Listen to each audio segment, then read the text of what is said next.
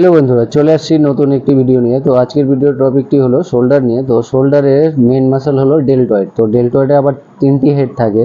তো তিনটি হেডের মধ্যে সর্বপ্রথম আমরা জেনে নেব এন্টিয়ার ডেল্টয়েড।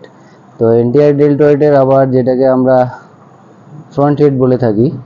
তারপরে 2 নম্বরে হচ্ছে ল্যাটেরিয়াল হেড, ল্যাটেরিয়াল হেড যেটাকে আমরা ল্যাটেরিয়াল ডেল্টয়েডও বলে থাকি। তারপরে 3 নম্বর হচ্ছে পোস্টেরিয়র ডেল্টয়েড, যেটাকে রিয়ার ডেল্টয়েড বলে থাকি। তো আমরা ডেল্টয়েড ওয়াইজ এবার আমরা ওয়ার্কআউট করে নিব। তো সবার প্রথমে আমরা ওয়ার্কআউট করব এভাবে। মিলিটারি প্রেস করতে পারি, মিলিটারি প্রেস, ওভারহেড প্রেসও, যেরকম আমরা পাওয়ার বেঞ্চের মধ্যেও আমরা এরকম একটি অলিম্পিক রড নিয়ে এইভাবে করতে পারি, কিন্তু আমি এখানে স্মিথ মেশিনে করছি। এরকম 90 ডিগ্রি এলবো থাকবে। 3 সেট করে নিব আমরা এইভাবে 10টি করে। তো এটা ফ্রন্ট হেডের জন্য একটি ওয়ার্কআউট হয়ে গেল। ফ্রন্ট হেডের জন্য আরও একটি ওয়ার্কআউট করব, যেটা আমরা ডাম্বেল প্রেস বলে থাকি। এরকম করে 3 সেট করে নিব।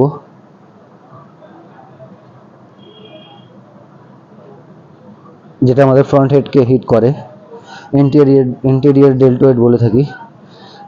তো তারপরে আরও একটি ওয়ার্কআউট করতে পারি ফ্রন্ট হেডের জন্য, যেটাকে ডাম্বেল ফ্রন্ট বলে থাকি, front race, dumbbell front race বলে থাকি। এটাকে 3 সেট করে নেব এরকমভাবে 10টি করে। তো আমাদের ফ্রন্ট হেডের জন্য আমাদের 3টি ওয়ার্কআউট হয়ে গেল। এরপরে আমরা ল্যাটেরিয়াল ডেল্টয়েডের জন্য ওয়ার্কআউট করব। তো ল্যাটেরিয়াল ডেল্টয়েডের জন্য আমরা ফার্স্ট ওয়ার্কআউট করব এরকম একটি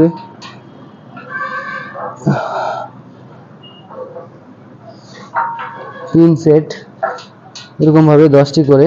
তো আমাদের এটা এখানে সাইড ল্যাটেরিয়াল, এখানে সাইড ল্যাটেরিয়াল আমাদের নামে একটি মাসল যেটাকে হিট করে, যেটা ল্যাটেরিয়াল হেড নামে পরিচিত, যেটাকে সাইড ল্যাটেরিয়াল বলে থাকি। তারপরে আরও ওয়ার্কআউট, যেরকম এরকম করে আমরা একটি, যেটা আমাদের ওভারঅল মাসলকে হিট করে, আর্নল্ড প্রেস 3 সেট করে নিব 10টি করে। তো এটা আমাদের সাইড ল্যাটেরিয়ালের জন্য। তো আমাদের দুটি ওয়ার্কআউট দেখালাম সাইড ল্যাটেরিয়ালের জন্য। এরপরে চলে আসবো আমরা পোস্টেরিয়র ডেল্টয়েড, যেটা আমাদের রিয়ার ডেল্ট নামে পরিচিত। তো রিয়ার ডেল্টয়েডের জন্য আমরা এরকমভাবে একটি ডাম্বেল দিয়ে, দুটি ডাম্বেল দিয়ে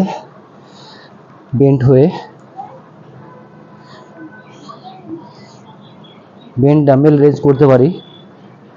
তো এটা আমাদের রিয়ার ডেল্টকে হিট করে। তো রিয়ার ডেল্টয়েডের জন্য আমরা আরও একটু ওয়ার্কআউট করতে পারি ফেস পুলি। এভাবে পুলির মধ্যে রোপ নিয়ে এরকমভাবে ফেস পুলি করতে পারি। তো এটাও আমাদের রিয়ার ডেল্টয়েডকে হিট করে। তারপরে আরও একটি ওয়ার্কআউট আছে, যেটা আমরা করি পেক ডেক বাটারফ্লাই মেশিন, যেটাকে আমরা বলে থাকি পেক ডেক মেশিন। তো এটার মধ্যে আমরা করতে পারি এরকমভাবে রিভার্স হয়ে। তো এটা আমাদের পেক ডেক আমাদের রিয়ার ডেল্টকে হিট করে। তো রিয়ার ডেল্টের আমরা 3টি ওয়ার্কআউট করে নিলাম। তো তারপরে চলবো আরও একটি মাসল, যেটা আমাদের ট্র্যাপিজিয়াস, যেটাকে আমরা ট্যাপ বলে থাকি। তো ট্র্যাপিজিয়াসের আমরা ফার্স্ট ওয়ার্কআউট যেমন করতে পারি এরকমভাবে ডাম্বেল শার্ক 3 সেট করে নেব এইভাবে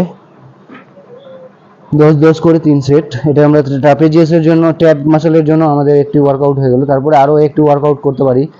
তো এখানে এমন একটি রডের মাধ্যমে ওয়েট নিয়ে এরকম করে আপরাইট রো করতে পারি, যেটা আমাদের ল্যাটেরিয়াল হেডকেও হিট করে।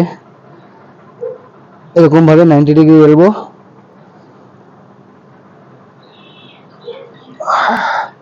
10 করে 3 সেট। তো এটা আমাদের ট্র্যাপ মাসলকেও হিট করে। তো শোল্ডারের জন্য আমাদের কমপ্লিট ওয়ার্কআউট হয়ে গেল। তো যে এই ওয়ার্কআউটটি করলে আমাদের শোল্ডারের টোটাল মাসল হিট হয়ে গেল।